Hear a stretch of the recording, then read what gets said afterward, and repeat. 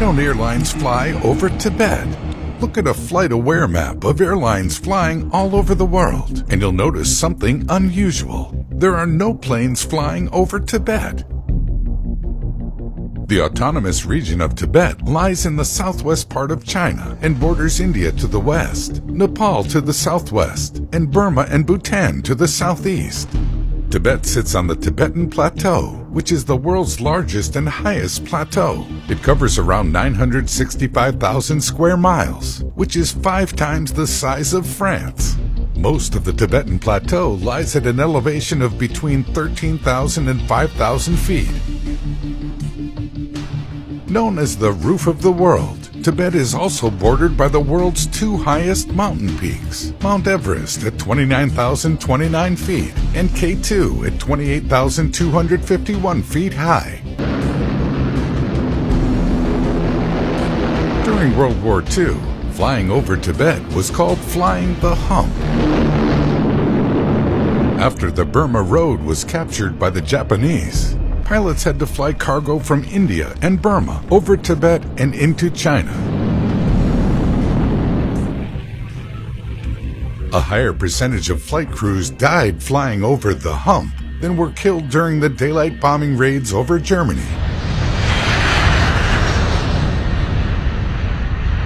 Flying over Tibet presents a problem for airliners for 4 reasons. First, there are only 2 airports in the region. Lhasa Gangar Airport in Lhasa, the capital of the Tibet Autonomous Region, and Tribhuvan Airport in Kathmandu, the capital of Nepal.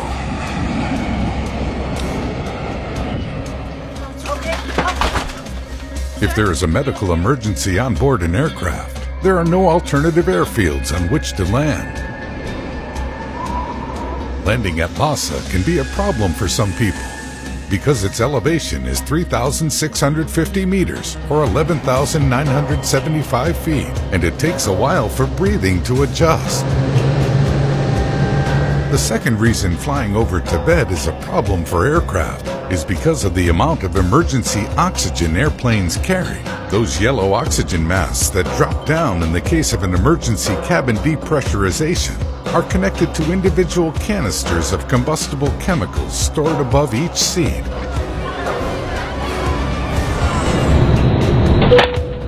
You are told to pull down your mask because that motion ignites the chemicals which produce the oxygen. Planes have only between 10 and 20 minutes of oxygen, which should be long enough for an aircraft to descend to below 10,000 feet, where there is breathable air. But most of Tibet lies above 10,000 feet. The third reason flying over Tibet presents a problem for airliners is because of engine-out drift-down procedures. These are the set of instructions pilots must follow if one of the plane's engines goes out. Modern planes are designed to fly with the loss of an engine, but the plane must drift down to a lower altitude. This altitude is determined by the gross weight of the airplane. Over Tibet, that safe altitude might be lower than that of the ground. The fourth problem facing airliners flying over Tibet is clean air turbulence. This type of turbulence can't be seen or predicted in advance by pilots. It is caused by eddies of air created when the airflow is disrupted by the Great Mountains in areas that have strong perpendicular winds and where temperature inversions are common. When flown through, clear air turbulence can be very destructive to an aircraft. According to the U.S. Federal Aviation Administration, clear air turbulence is the leading cause of injuries to passengers and flight attendants.